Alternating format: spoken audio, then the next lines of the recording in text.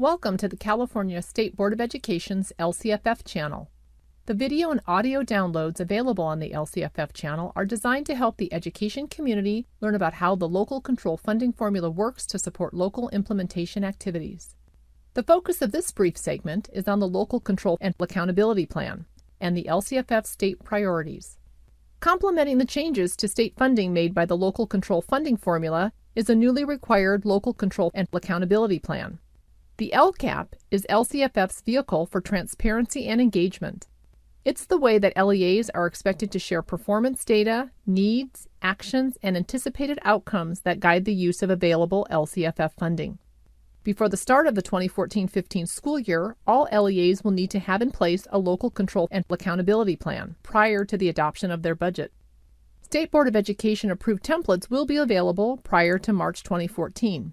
However, the LCFF legislation provides important details about the LCAP that LEAs would be well served to think about now. Let's start with what should be included in the LCAP. According to Education Code Section 52060, the LCAP must describe for each LEA and each school within the LEA the annual goals for all students, including calling out details for low-income, English learners, and foster youth that address state and local priorities. The LCAP must also describe the specific actions that the LEA will take to achieve the goals it has identified, with budget details that show the level and type of expenditures made to support these actions. The state priorities are expressed as metrics for which LEAs are expected to develop performance measures to demonstrate how LCFF and the LCAP support student outcomes. The state priorities include demonstrating compliance with Williams requirements. This includes reporting appropriate teacher assignment, sufficient instructional materials, and facilities in good repair. Implementation of the academic content and performance standards adopted by the State Board of Education, including how the programs and services will enable English learners to access the Common Core academic content standards and the English language development standards.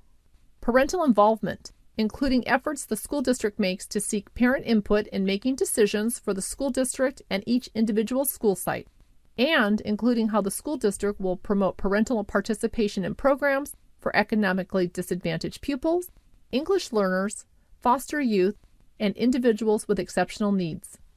Pupil achievement, as measured by multiple indicators, including but not limited to assessment data, college readiness, and language proficiency. Pupil engagement, as measured by multiple indicators, including but not limited to rates associated with attendance, chronic absenteeism, dropout rates for both middle and high school graduation.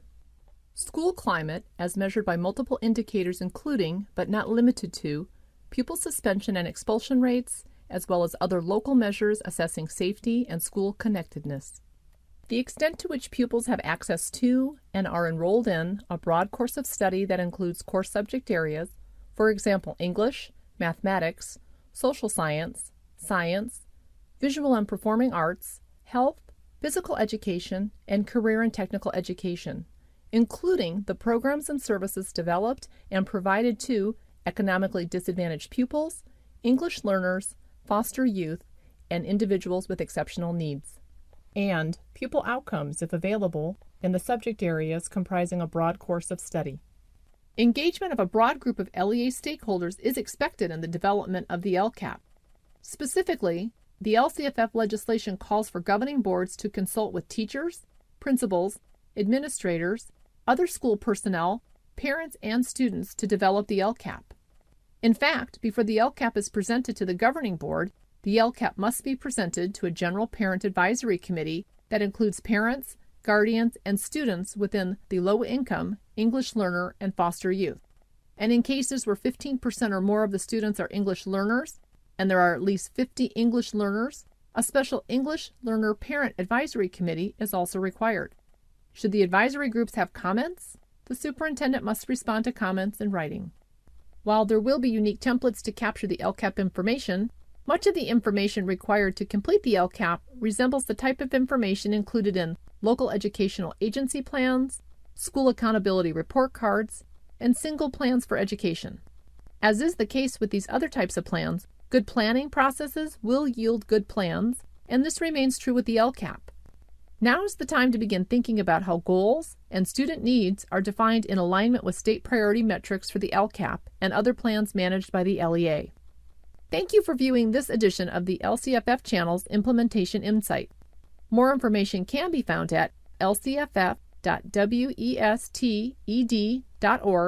and at www.cde.ca.gov.